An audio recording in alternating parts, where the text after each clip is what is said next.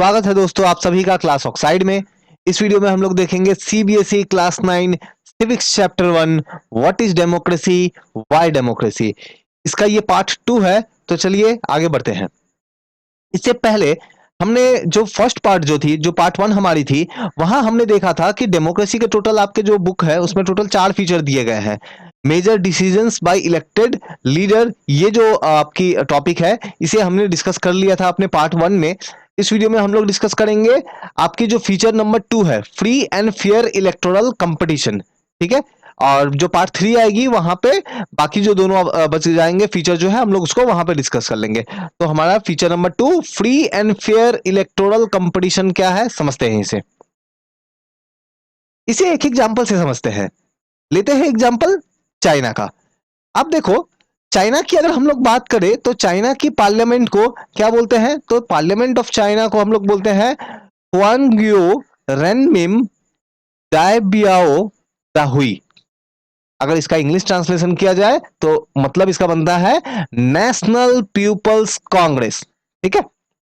तो ये नाम थोड़ा सा आप याद रखना, एमसीक्यू में पूछा जा सकता है। तो चाइना की अगर हम लोग बात करें तो देखो, चाइना में इलेक्शंस जो है हर 5 साल में, एवरी 5 ईयर में इलेक्शंस वहां पे करवाए जाते हैं। एंड उन इलेक्शंस के थ्रू लगभग 3,000 लोगों का इलेक्शंस होता है। 3,000 लोग जो है वो चुने जाते हैं। They are elected, around 3,000 peoples are elected. ठीक है। उसमें से कुछ आर्मी मेंबर्स जो है वो भी इलेक्ट किए जाते हैं। तो ये all over the China about 3,000 लोग इलेक्ट हो रहे हैं, कुछ आर्मी के मेंबर भी आ रहे हैं। तो एक बार तो देख के लग रहा है कि ठीक है, चाइना में तो सही है, इलेक्शंस तो हो रहे हैं, है ना। लेकिन प्रॉब्लम है इसमें, समझेंगे हम लोग अभी आगे। प्रॉब्लम क्या है? देखो, सबसे पहले ये जो 3,000 जो ये लोग चुने गए हैं, जो ये 3,000 लोग चुने गए हैं, ये लोग क्या करते हैं? ये लोग अपने में से ही किसी एक पर्सन को क्या करते हैं? ये लोग चूज करते हैं as a president. The National People Congress. National People Congress मतलब कौन सा? ये जो 3,000 जो लोग जो है, ये लोग जहां पे जाके बैठेंगे, तो ये 3,000 लोग जहां पे जाके बैठेंगे वहां पे वोटिंग होगी, वहां पे डिसाइड होगा। एंड देन वहां पे ये लोग क्या करते हैं? किसी एक पर्सन को एज अ प्रेसिडेंट जो है अपना कंट्री का चुनते हैं। आज के डेट में चाइना का कौन प्रेसिडेंट है, पता है तो कमेंट करके बताना मुझे। नाउ, तो देखने में तो सब कुछ बढ़िया लग रहा है कि ठीक है, इलेक्शंस हो रहे हैं, फिर वहां पे प्रेसिडेंट चुना जा रहा है, लेकिन इसमें प्रॉब्लम्स है। ये जो सिस्टम है, इस सिस्टम में प्रॉब्लम है। प्रॉब्लम क्या है? देखो, हमारे कंट्री में अगर मैं बात करूं, हमारे कंट्री में कितनी सारी पॉलिटिकल पार्टी है ना। कितनी सारी पॉलिटिकल पार्टी है, बीजेपी है, कांग्रेस है, टीएमसी है, आम आदमी पार्टी है, बहुत सारी पॉलिटिकल पार्टीज है। और सभी पॉलिटिकल पार्टी के हम लोग देखें, उनका अपना कुछ ना कुछ अपना व्यूज है, अपनी कुछ स्टैंड है, अपनी कुछ आइडियोलॉजी है ना। तो उस तरीके से वो लोग अपने काम करते हैं। तो हमारे कंट्री में कितनी सारे पॉलिटिकल पार्टीज है, अपनी अपनी आइडियोलॉजी है, उस हिसाब से काम करते हैं। आपको अगर बीजेपी का आइडियोलॉजी अच्छा लगता है तो आप बीजेपी ज्वाइन करो। आपको कांग्रेस की आइडियोलॉजी अच्छी लगती है, आप कांग्रेस ज्वाइन करो। आपको आम आदमी पार्टी की आइडियोलॉजी अच्छी लगती है, आप आम आदमी पार्टी ज्वाइन करो। मतलब आपके पास काफी सारा ऑप्शन है। आप अगर आगे जाके इलेक्शंस चाहते हो कि आप बनना चाहते हो एमपी या एमएलए, तो आप कोई भी पार्टी को ज्वाइन कर सकते हो, फिर वहां पे काम कर सकते हो, है ना। तो इंडिया में काफी सारा ऑप्शंस है। लेकिन चाइना में देखो, चाइना में अगर किसी कैंडिडेट को, अगर किसी पर्सन को वहां पे एमपी एमएलए जैसा कुछ बनना है, अगर किसी कैंडिडेट को इलेक्शन जो है वो कंटेस्ट करना है, तो वहां बस एक ही पार्टी है। वहां पे बस सिर्फ और सिर्फ एक पार्टी है, वो है चाइनीज कम्युनिस्ट पार्टी, और कोई पार्टी नहीं। वहां है चाइनीज कम्युनिस्ट पार्टी। और किसी पर्सन को अगर मान लो वहां पे इलेक्शन कंटेस्ट करना है, तो उनको यही पार्टी ज्वाइन करना पड़ेगा। यही पार्टी से परमिशन लेना पड़ेगा, अप्रूवल लेना पड़ेगा कि क्या मैं इलेक्शन लड़ू कि ना लड़ू। अब ये पार्टी अगर उसे बोलती है यस, तब तो ठीक है। लेकिन अगर ये पार्टी अगर बोलती है नो, तो इस पर्सन के पास कोई दूसरा ऑप्शन नहीं है कि ये अपना अलग से पार्टी बना ले या कोई और दूसरी पार्टी ज्वाइन कर ले। नहीं है। ठीक है। तो चाइना में अगर हम लोग बात करें, तो कौन लोग जो है इलेक्शन में कंटेस्ट कर सकते हैं? या तो कम्युनिस्ट पार्टी, ठीक है, या तो कम्युनिस्ट पार्टी, या फिर कम्युनिस्ट पार्टी के ही अलाइंड है 8 स्मॉलर पार्टीज। अब देखो, देख के तो लग रहा है कि ठीक है, कम्युनिस्ट पार्टी है, इसके अलावा 8 छोटे छोटे स्मॉलर पार्टीज भी है। लेकिन ये जो छोटे छोटे पार्टीज है ना, ये आप ऐसे समझो कि ये कम्युनिस्ट पार्टी का ही पार्ट है, उसी की ब्रांच है, ऐसा कुछ आप समझ सकते हो। मतलब ऐसा नहीं है कि ये 8 पार्टी डिफरेंट है कम्युनिस्ट पार्टी से, बस नाम के लिए अलग है। एक्चुअली में वो उसी की ब्रांच है, उसी का पार्ट है, आप समझो। तो एनी हाउ आपके पास बस एक ही ऑप्शन है। Excuse me. एनी हाउ आपके पास सिर्फ और सिर्फ एक ऑप्शन है। वो कौन सी ऑप्शन है? आपको चाइनीज कम्युनिस्ट पार्टी से अप्रूवल लेना होगा। तो तुम सोचो, अगर चाइना में किसी पर्सन की जो आइडियोलॉजी है वो कम्युनिस्ट आइडियोलॉजी से मैच नहीं करती है, चाइना में अगर किसी पर्सन की आइडियोलॉजी, किसी पर्सन का बिलीव जो है वो कम्युनिज्म में बिलीव वो नहीं करता है, मान लो उसकी बिलीव कुछ और है, तो क्या वो इलेक्शन कंटेस्ट कर सकता है? नहीं, क्योंकि उसको तो परमिशन लेना पड़ेगा कम्युनिस्ट पार्टी से। उसको तो कम्युनिस्ट पार्टी की आइडियोलॉजी को फॉलो करना पड़ेगा अगर चाइना में इलेक्शन में पार्टिसिपेट करना है तो 2002 में जो इलेक्शंस, जो यहाँ पर 2 और 3 में जो इलेक्शंस जो हुए थे, सिर्फ और सिर्फ वो वही लोग अलाउ किए गए थे जिनके पास जो है जिसकी बात करें कि जो चाइनीज कम्युनिस्ट पार्टी से जिनको अप्रूवल मिला, अदरवाइज कोई दूसरा ऑप्शन नहीं है। यानी कि कोई भी पर्सन आए, कोई भी पर्सन आए, ऑलवेज गवर्नमेंट बनना है कम्युनिस्ट पार्टी का ही गवर्नमेंट बनना है ना? कम्युनिस्ट पार्टी छोड़कर दूसरा तो है नहीं।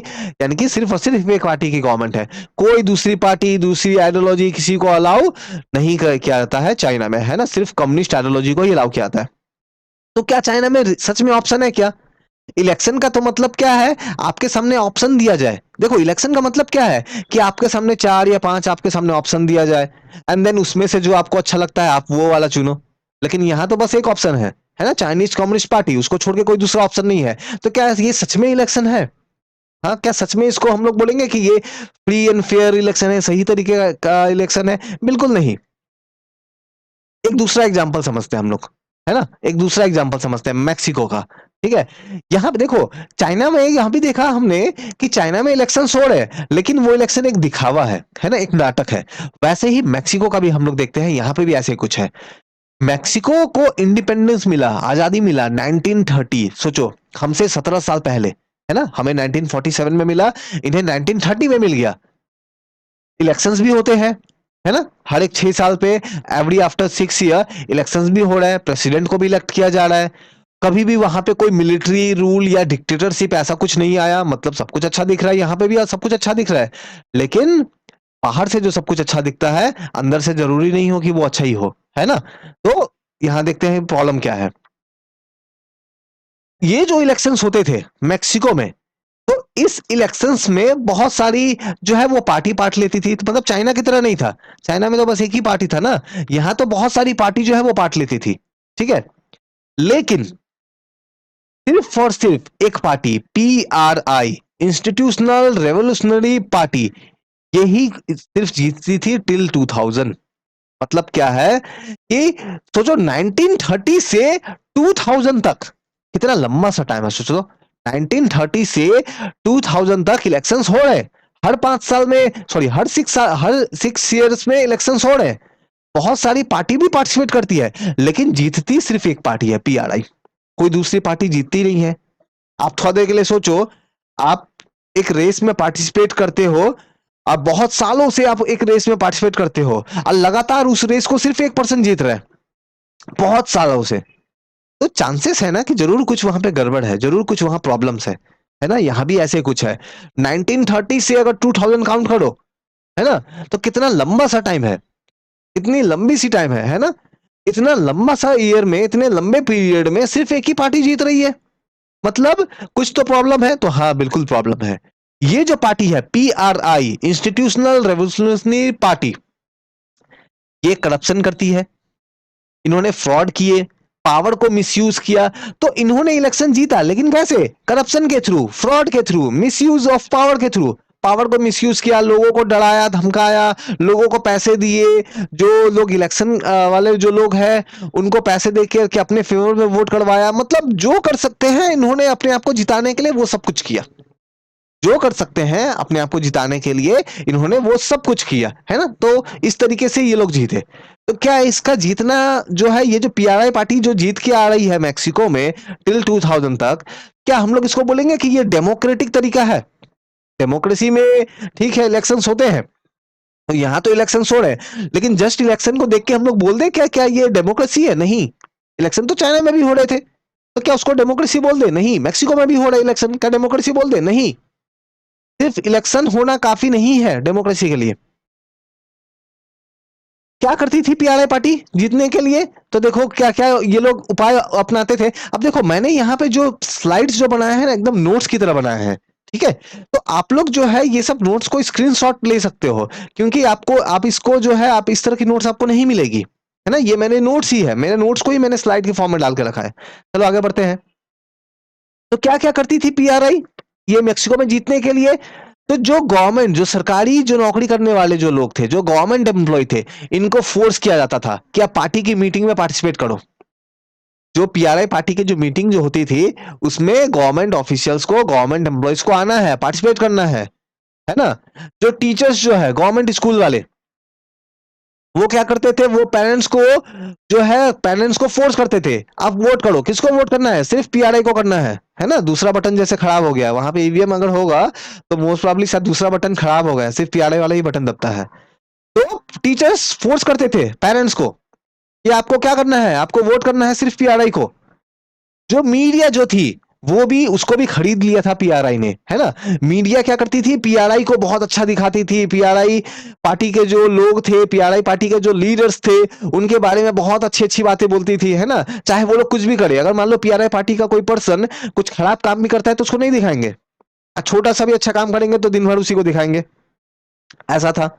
हाँ, अगर ऑपोजिशन पार्टी से अगर कोई कुछ अलग कर दे, पीआरआई पार्टी को छोड़ करके अगर जो दूसरी पार्टी है उसमें से कोई पर्सन अगर कोई छोटा सा भी गलती कर दे, तब तो उसको एकदम नेशनल इशू बना बना के उसको दिखाएंगे कि देखो ये लोग कैसे हैं, इनको लगातार क्रिटिसाइज करेंगे। मतलब मीडिया जो है वो बिक चुकी थी, है ना? खरीद लिया गया था पीआरआई पार्टी ने, ऑफ कोर्स पैसे मिलते होंगे। तो बाकी पॉलिटिकल पार्टी या बाकी लोगों को गलत तरीके से दिखाना, लेकिन पीआरआई को बहुत अच्छा दिखाना, ठीक है? ये करती थी मीडिया।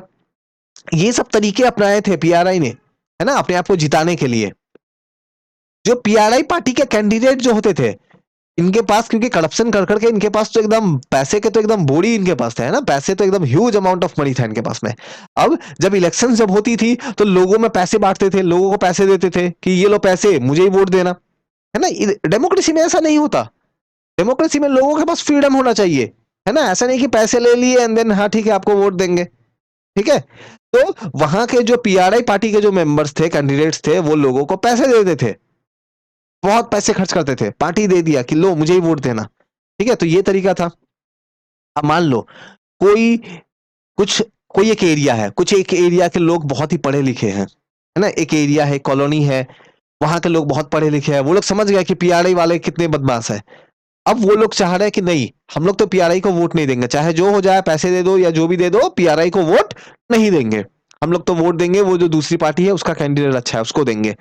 अब ऐसे लोगों को क्या करते थे, तो पीआरआई पार्टी वाले डराते थे, धमकाते थे। अब मान लो ये लोग जाने जाते थे जब वोट देने के लिए, तो देखो वोट देने के लिए क्या होता है ना, अगर आप लोगों ने अपने घरों में अपने मम्मी पापा या किसी को भी अगर वोट देते हुए देखा होगा तो आपने जरूर देखा होगा कि वोट वाले दिन वो लोग एक प्लेस पे जाते हैं, वहां पे जाकर के वोट दे के आते हैं, तो उसको क्या बोलते हैं, वोटिंग बूथ बोलते हैं उसको। उसको क्या बोलते हैं, वोटिंग बूथ या फिर पोलिंग बूथ, हम लोग उसको बोलते हैं, पोलिंग बूथ्स बोलते हैं उसको। तो पोलिंग बूथ्स में क्या है, लोग जाते हैं वोट देते हैं। तो मैक्सिको में जब मान लो कुछ लोग पोलिंग बूथ जाते थे और पीआरआई पार्टी को पता चलता था कि ये लोग ऑपोजिट वाले को वोट देंगे, तो क्या करते थे, इनके पोलिंग बूथ को ही शिफ्ट कर देते थे। मान लो मुझे पोलिंग, मान लो एक पर्सन है जिसको एक ए नाम का प्लेस पे जाना है ना? यहाँ पे पोलिंग बूथ है, वोट देने जाना है। अब पीआरआई पार्टी वालों को पता चल गया कि यहाँ जो ए वाले पोलिंग बूथ पे लोग आ रहे हैं, ये क्या करेंगे एक्सक्यूज मी, ये क्या करेंगे, ये अपोजिशन पार्टी को वोट देंगे। तो ये लोग क्या करते हैं, ये लोग इस पोलिंग बूथ को ही कहीं और शिफ्ट कर देंगे,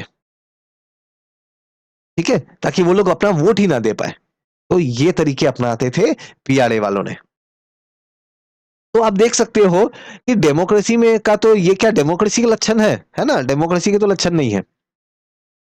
तो हम लोग ये बोल सकते हैं कि ये जो पीआरआई पार्टी जो मेक्सिको में कर रहा था या फिर चाइनीज कम्युनिस्ट पार्टी जो चाइना में कर रही थी, क्या ये डेमोक्रेटिक तरीका है? नहीं, ये डेमोक्रेसी का फीचर नहीं है।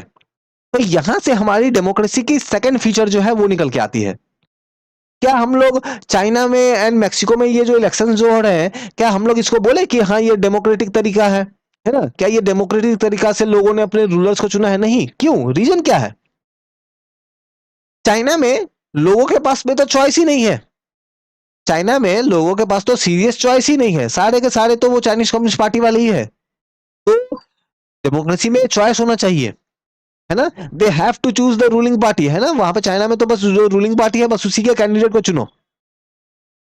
मैक्सिको में देख के लगता है कि अलग अलग पार्टी है तो चॉइस तो है ना। मैक्सिको में हम लोग इतना तो बोल सकते हैं कि हाँ ठीक है चॉइस है, लेकिन वो बस दिखने को चॉइस है, बस नाम का चॉइस है, क्योंकि रूलिंग पार्टी को तो आप डिफीट ही नहीं कर सकते। मैक्सिको में चॉइस तो है, चलो अलग अलग पार्टी तो है, लेकिन वो बस दिखने का है। क्या कभी कोई पीआरआई को छोड़ के कोई दूसरी पार्टी का भी जीतने का कोई चांस है? चांस ही नहीं है, क्योंकि रूलिंग पार्टी को तो हराया ही नहीं जा सकता है, क्योंकि वो तो बहुत ही ज्यादा फ्रॉड कर रहे हैं, करप्शन कर रहे हैं। तो कुछ भी कर लो, लोग मान लो सारे के सारे लोग वोट दे देंगे, मान लो किसी पीआरआई पार्टी को छोड़ के किसी पार्टी, मान लो एक एक्स नाम का पार्टी है, उसको वोट दे देंगे, है ना। पीआरआई पार्टी को वोट नहीं देंगे, चुपके से जाके एक्स पार्टी को वोट दे देंगे मान लो। लेकिन पीआरआई पार्टी वाले क्या करेंगे, जिन वोट्स में, जिन डब्बों में वोट्स डाला होगा उन डब्बे को गायब कर देंगे। उन डब्बों में लोगों ने वोट दिया होगा एक्स को, और ये लोग जाके मान लो उसको रिप्लेस कर देंगे कि पीआरआई को वोट दिया है। मतलब एनी हाउ वो तो जीतने देंगे ही नहीं पीआरआई वाले किसी और को, तो वो बस नाम का ही चॉइस है, कोई काम का नहीं है। तो ये क्या फ्री एंड फेयर इलेक्शन है? बिल्कुल नहीं, ये फ्री एंड फेयर इलेक्शन बिल्कुल नहीं है। ठीक है। तो सेकंड फीचर यहां पे हमें समझ में आता है डेमोक्रेसी का। डेमोक्रेसी का सेकंड फीचर क्या है? तो सेकंड फीचर हमें क्या समझ में आता है कि holding election of any kind is not sufficient. बस इलेक्शन कर लेना डेमोक्रेसी सफिशिएंट है क्या? हम लोग बस इलेक्शन को देख के, किसी कंट्री में इलेक्शन हो रही है इसके बेसिस पे बोल दे कि हाँ यहाँ पे चलो जो है डेमोक्रेसी है? नहीं, इलेक्शन तो चाइना में भी हो रहा है, इलेक्शन मैक्सिको में भी हो रहा है, और भी बहुत सारे कंट्रीज है। तो इलेक्शन सिर्फ होना काफी नहीं है। इलेक्शन में क्या होना चाहिए? एक प्रॉपर एंड रियल चॉइस मिलना चाहिए लोगों को, तब जाके हम लोग बोलेंगे कि हाँ सही है। लोगों के पास प्रॉपर चॉइस होना चाहिए, बस दिखावे का चॉइस नहीं, रियल चॉइस होना चाहिए। लोग जो है, पीपल जो है वो फ्री होने चाहिए to elect their representative, to elect their leader. और उनके पास एटलीस्ट ये पावर भी जरूर होना चाहिए कि उनको अगर जो रूलिंग गवर्नमेंट है वो पसंद नहीं आता हो, तो नेक्स्ट टाइम इलेक्शन जब हो उसमें वो लोग रूलिंग गवर्नमेंट को हटा सके। मान लो आज के डे में जैसे इंडिया में कोई गवर्नमेंट है, अगर मान लो ये गवर्नमेंट सही तरीके से काम नहीं करती है, तो हम लोग क्या करेंगे? नेक्स्ट जो इलेक्शन आएगी दूसरे पार्टी को वोट देंगे।